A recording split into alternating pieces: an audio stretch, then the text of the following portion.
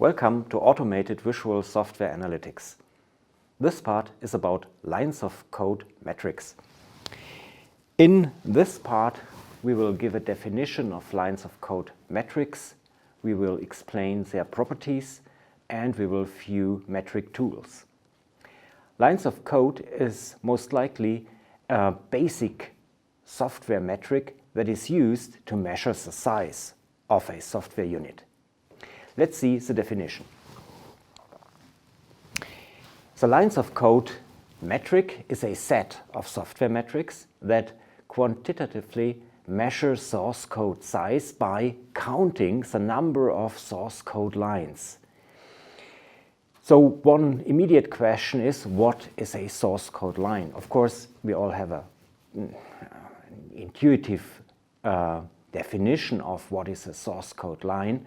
It's a line we wrote when we edit a program, but there are different meanings behind what a source code line might be. We will see this when we look at specialized LoC metrics.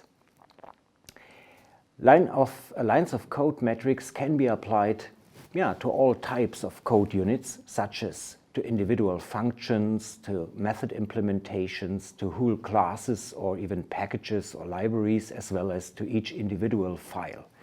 Typically, LoC is measured per file. Lines of code deliver a measure that conveys, in a sense, an order of magnitude of a given code unit. So we get a feeling of how big is that code unit. Lines of code these measures are computed by static source code analysis. Frequently, lines of codes are measured in 1000 units, therefore it's abbreviated by KLoC. Now, let's look at the different variants of LoC metrics according to the definition of source code line. So this is why they are differentiated, because they have different definitions of source code line. The most simple one is LoC, the lines of code standard metrics. It's a number of physical lines and each line corresponds to a line in the source code text representation. The SLoC, in contrast, is the number of source code lines without comment lines and without blank lines. So SLoC, of course, it's always smaller than log. The CLoC is an explicit measure for the number of comment lines of code. The next one is a bit tricky. It's a number of non-comment lines of code, NCLoC, and this measure is used to count the non-comment lines of code, excluding, for example, comment lines, headers and footers of function blocks or class declarations, also excluding include statements or any other formal text that is written to implement source code. So there's a number of non-comment lines of code more or less corresponds to, let's say, the true number of core statements written in a source code file. There's also the logical lines of code metric, which counts the number of statements. This requires, of course, parsing that depends on the programming language, of course. To count the number of individual statements possibly merged into a single line of code. So LLoC gives a good estimation of the number of statements without or being free from the question how these statements are distributed over physical lines of code. So the LLoC lines of code metric is also very relevant if we want to get an estimation of the source code complexity. And finally, there is a number of blank lines without text, typically used to format the source code. Yeah, all these metrics, maybe except LoC, have one thing in common. They are easy, fast, and robust to compute. And for typical programming languages, even LoC, the logical lines of code, are easy to compute because parsing is a standard functionality that is available today for all tool developers. So let's summarize at this point the different variants of LoC metrics. They are differentiated according to what source code line means, and they provide many insights into source code units and their contents.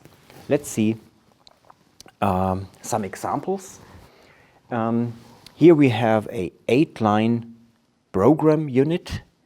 So the number of physical lines of code is 8, corresponding to these 8 lines. The source lines of code, however, are 6 because blank lines and comment lines are excluded. And the real lines of code or non-comment lines of code are 4 because we have line number 1, 3, 6, and 7 as the, let's say, true coding statements written in that program unit. Let's go on. Another example.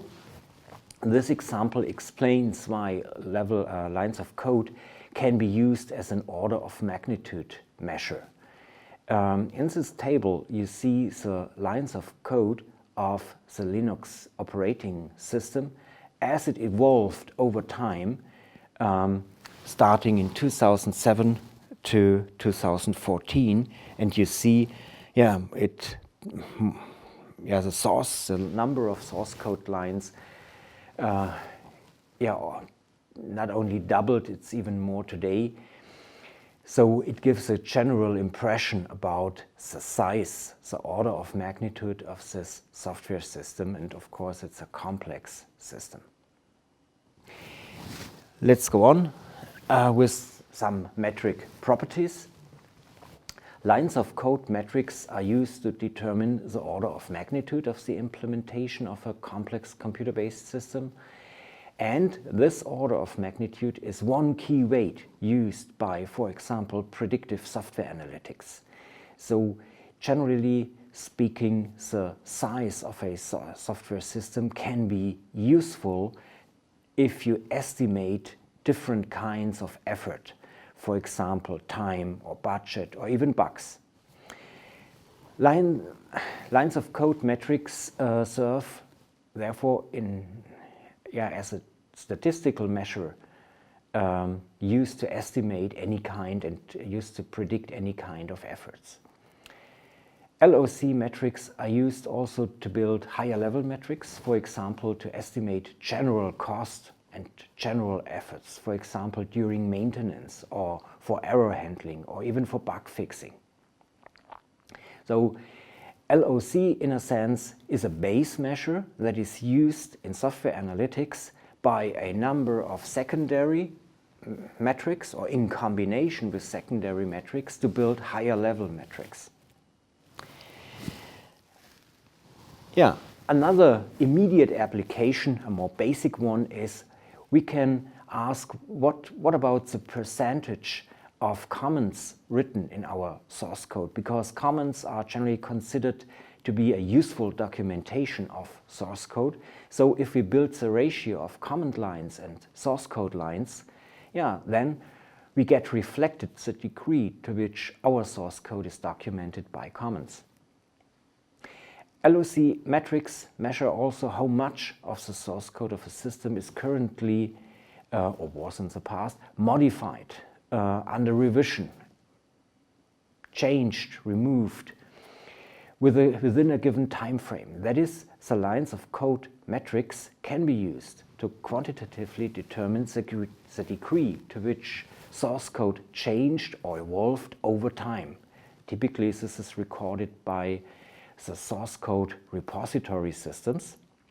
And if we check out and if we gather the information stored in a software repository, we can use the LoC metrics measured over time to find out more about trends and evolution tendencies in a given source code project or software project in general.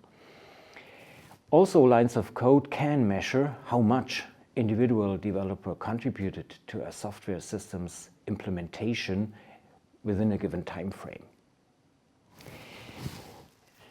Let's have a look on the disadvantages of lines of code metric. Lines of code can be correlated with effort, but not with functionality. That is, lines of code metric does not tell much about the real underlying complexity of an implementation. For example, a computational geometry algorithm sometimes requires months to be developed, but results in less than 1,000 lines of code. The same is true for any kind of algorithm that has a strong complexity. For example, mathematical or statistical or geometric algorithms. Another disadvantage is that lines of code does not consider complexity that results from automatic code generation using, for example, metaprogramming, generic programming, or frameworks.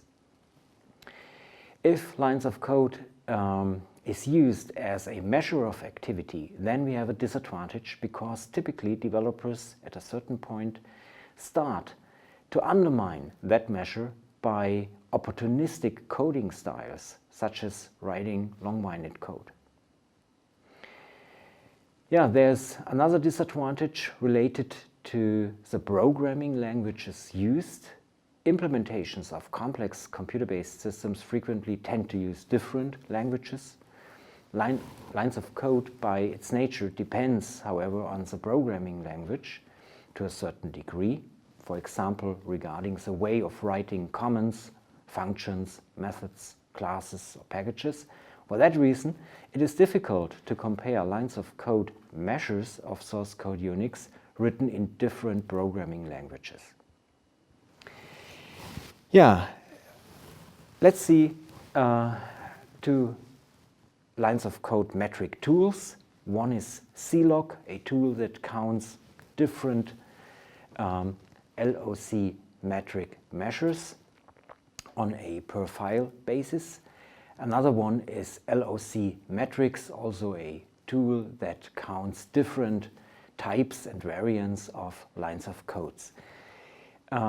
These tools generally analyze the given source code by parsing the source code, and they typically support different programming languages.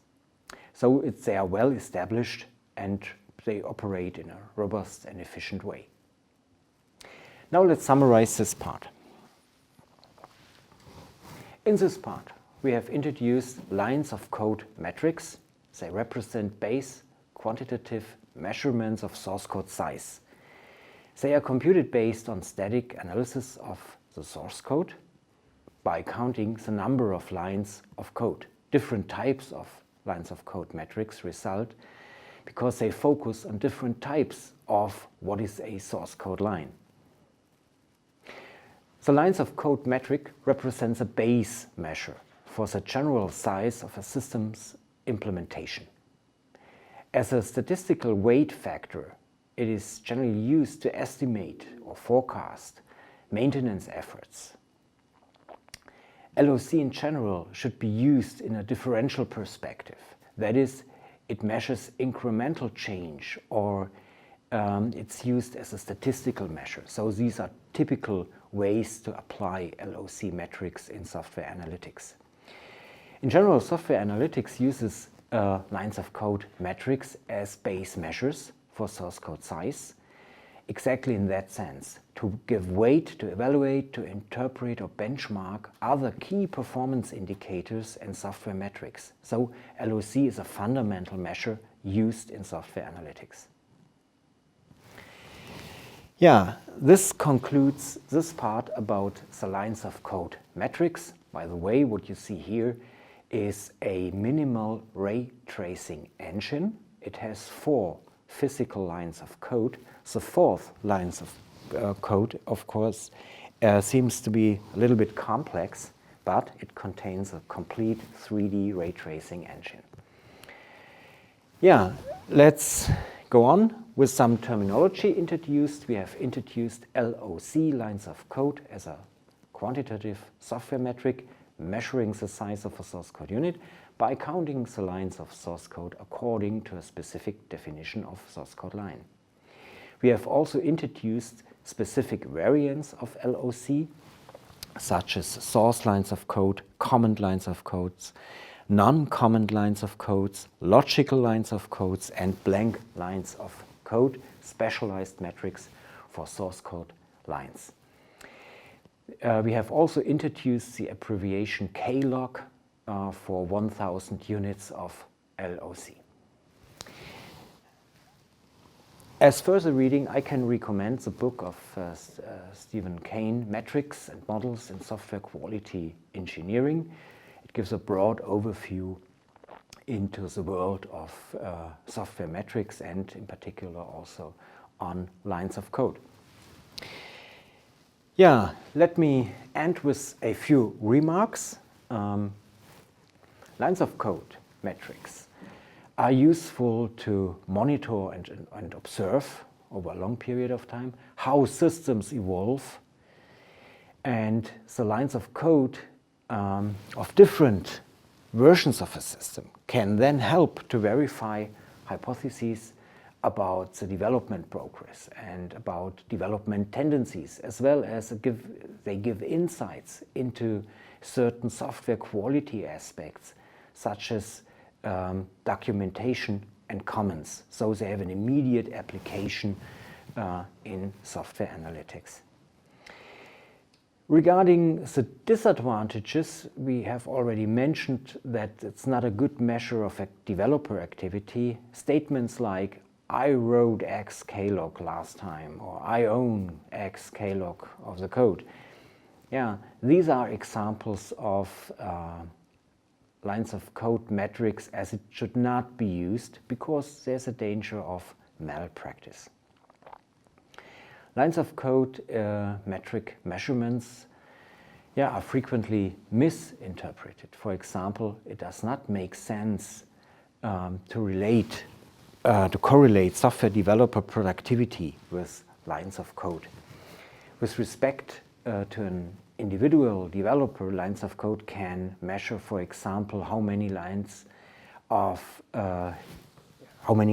the developer wrote, modified, or managed, but this is not a qualitative statement. Keep that in mind if you use lines of code in your projects and in your software analytics tools.